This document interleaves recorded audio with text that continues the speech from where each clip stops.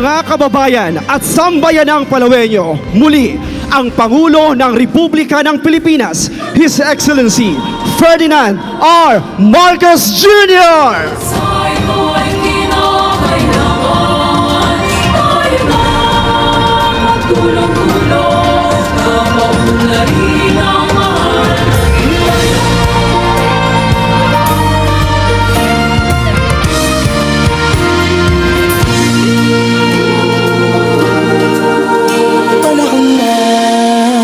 Pagbabago, dahil sa ito ay kinakailangan tayo na magtulong-tulong, napaunlarin ang mahal nating bayan.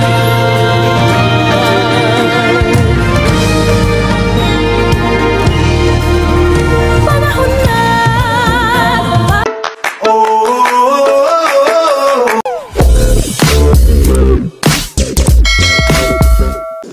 Ladies and gentlemen, the President of the Republic of the Philippines, His Excellency Ferdinand R. Marcos Jr.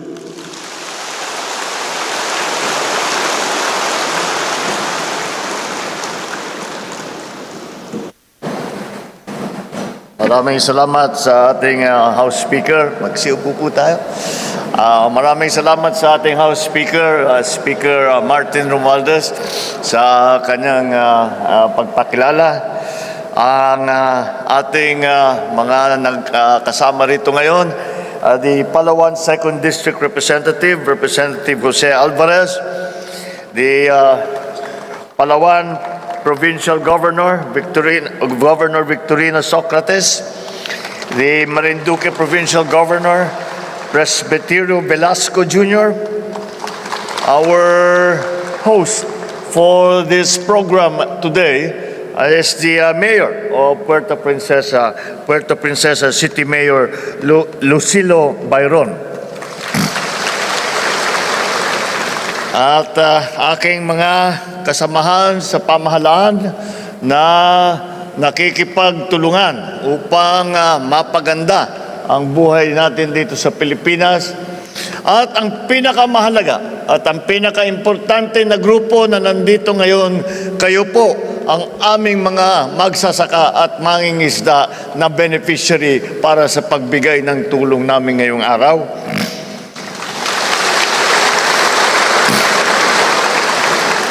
Ang minamahal kong mga kababayan, magandang maga po sa inyo lahat. Nagagalak akong makabalik muli rito sa napakagandang probinsya ng Palawan.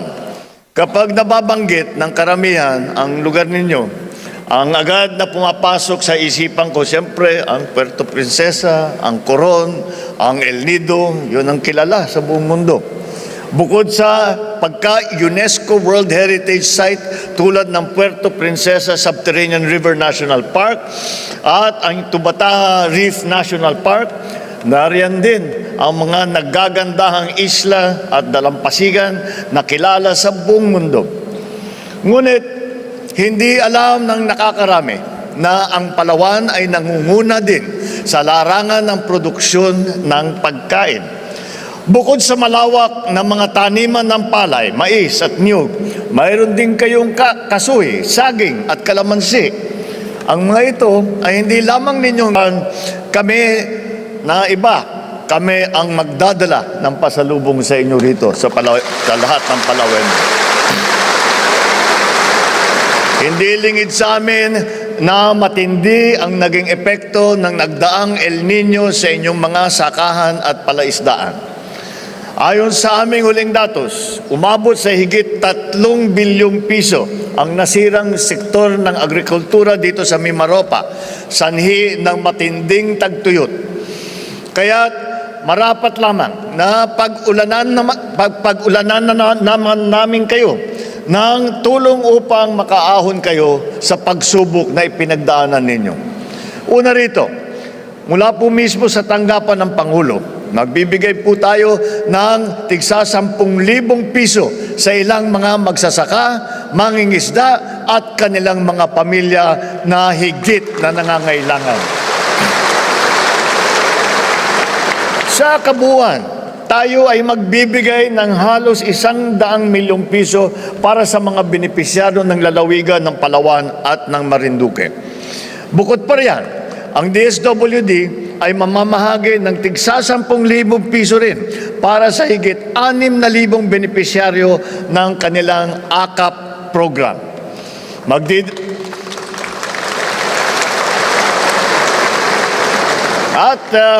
Mula naman po, hindi nabanggit ng ating House Speaker, ngunit mula rin sa ating House of Representatives, mula sa tanggapan ng Speaker of the House ay tigli 5 kilong bigas sa lahat ng mga dumalo sa araw na ito mula sa ating congressman.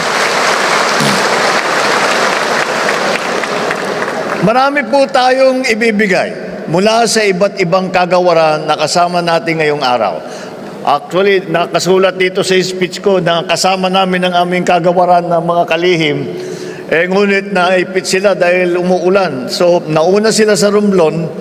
Dapat susunod ako, ngunit umulan. Kaya hindi na ako makapasok. Kaya nagpo-programa sila ng ganito rin sa Romblon naman. Ngunit, balik tayo sa ating pinag-uusapan doon sa mga ibabahagi namin para sa ating mga nangangailangan na mangingisda at mga magsasaka. Sa pangunguna ng DA, mamamahagi po tayo ng mga punla, pataba at ilang kagamitan. Hindi lamang para sa ating mga magsasaka, kung hindi pa rin sa ating mga katutubo at mga nais magtanim ng kanilang bakuran. Magbibigay tayo ng fertilizer at fuel voucher sa ating mga magsasaka upang makatulong sa kanilang paghahanap buhay. Mamamahagi din po tayo ng ilang unit ng traktor, rice combine harvester, walk-behind transplanter, pump, engine set, hammer mill, corn sheller at iba't iba pa. Mayroon din pong ipapamahagi ang BIFAR naman na 5 bangka, 3 lansa at 2 unit ng fish cage para sa ating mga mangingisda. Ang NIA naman po ay mamamahagi ng higit 8 milyong piso para sa operation and maintenance subsidy ng mga Irrigators Association. Ibibigay din po nila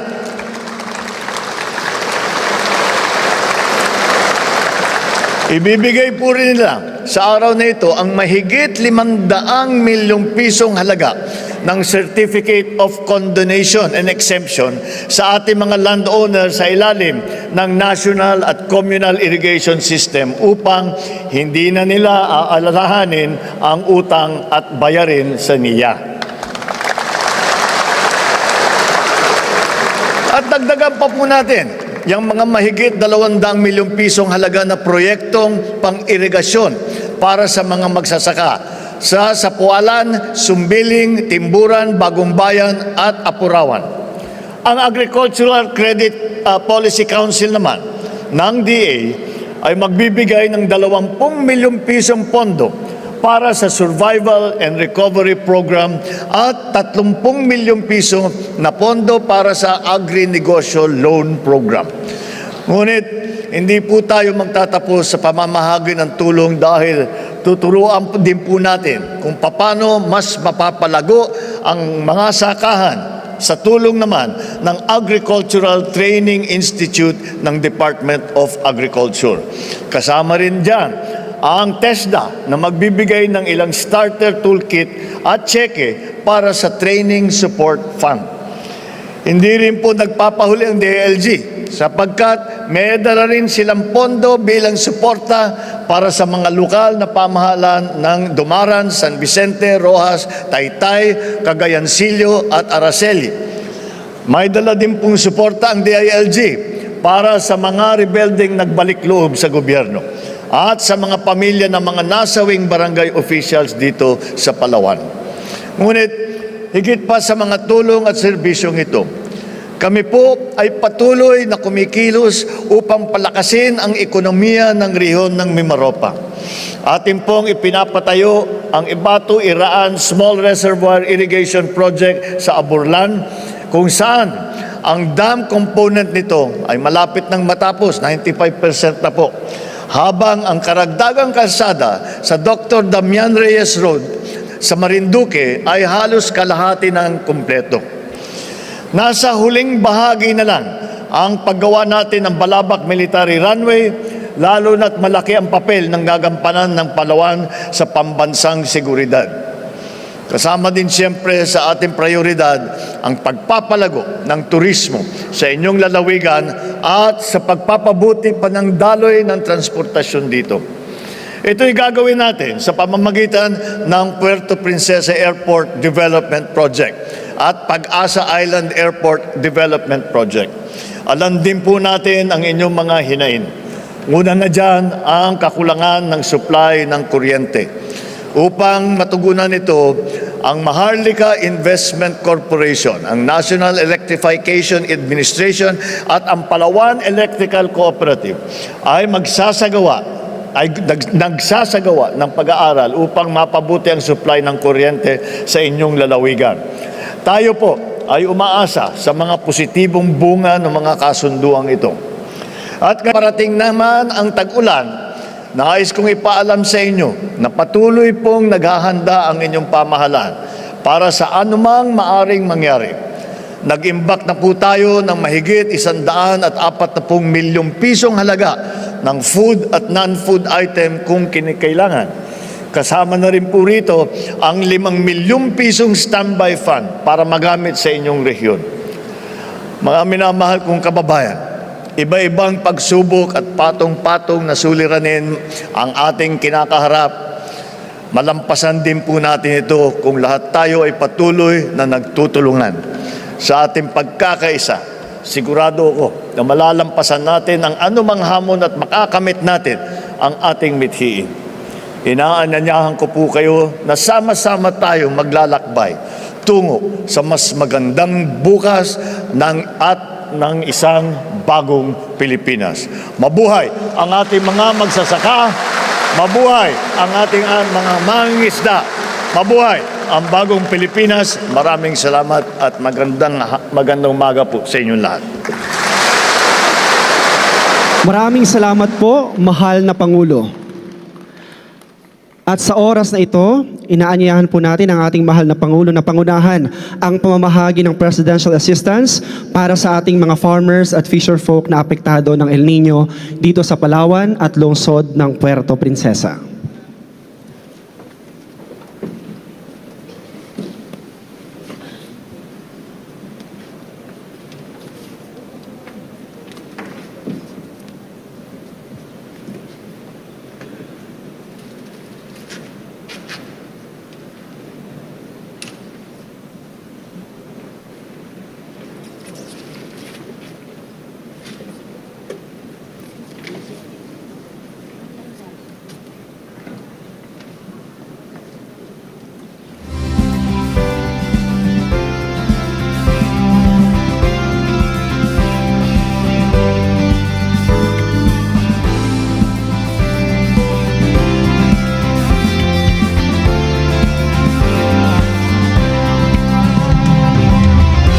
Muli ating tunghayan ang ceremonial distribution ng presidential assistance para sa mga piling farmers at fisher folks dito po sa lungsod ng Puerto Princesa. Ito po ay sina Jessie Dadange mula sa Barangay Inagawan, lungsod ng Puerto Princesa.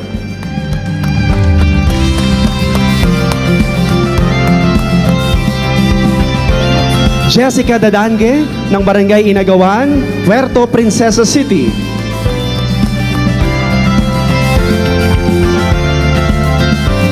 Marnilyn Albo ng Barangay Inagawan, Puerto Princesa City.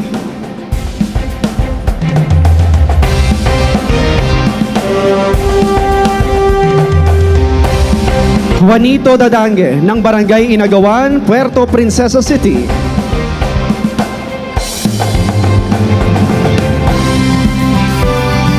Diosdado Aguirre ng Barangay Inagawan, Puerto Princesa City.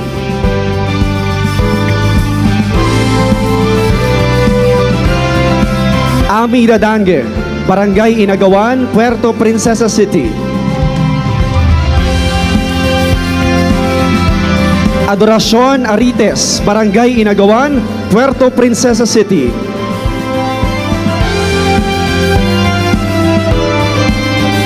Jennifer Dadange, Barangay Inagawan, Puerto Princesa City.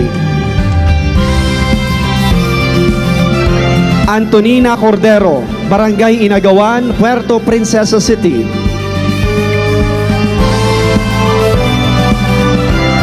At Army Yadaw ng Barangay Inagawan, Puerto Princesa City. At ngayon naman po ating tawagin si Mayor Byron upang tanggapin ang presidential assistance para sa ating affected farmers at fisher folks at kanilang mga pamilya. Ito po ay nagkakahalaga ng 10 milyong piso para sa lungsod ng Puerto Princesa.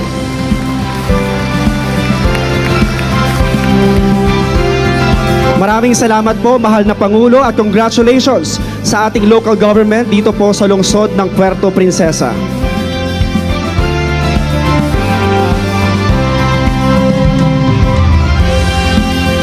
At ngayon naman po ating tawagin ang mga piling farmers at fisher folks na tatanggap ng presidential assistance sa probinsya ng Palawan. Ito po ay sina Mervin Magbanwa mula sa bayan ng Aborlan.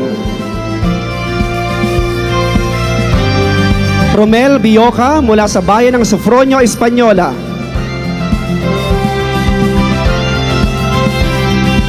Renny Boreros mula sa bayan ng Sofronio, Española.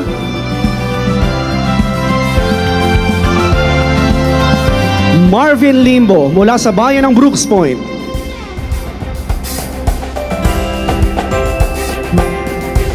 Carmelito Condesa mula sa bayan ng Rojas.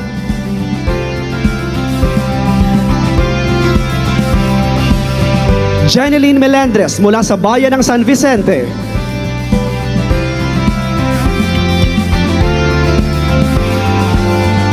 Hernani Torres mula naman sa bayan ng Dumaran.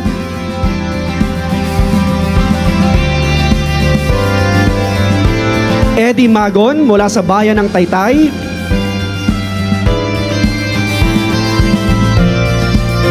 At Glenn Besis mula sa bayan ng Bataraza.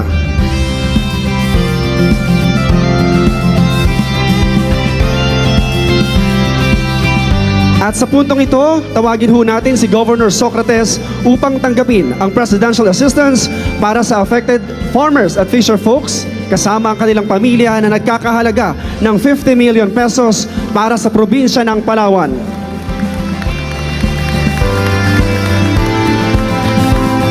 Maraming salamat po, mahal na Pangulo, at congratulations po sa probinsya ng Palawan. Ngayon naman po ay tawagin natin si Governor Presbitero Velasco Jr. upang tanggapin ang presidential assistance para sa ating affected farmers, fisher folks at ng kanilang mga pamilya na nagkakahalaga ng 39,133,000 pesos para sa probinsya ng Marinduque.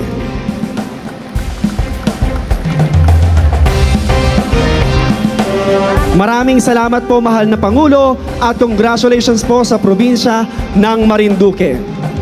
Congratulations po siyempre sa local government ng Puerto Princesa, provincial government of Palawan at Marinduque. Muli, maraming salamat po sa ating mahal na Pangulo para sa inyong tulong sa ating farmers, fisher folks at kanilang mga pamilya.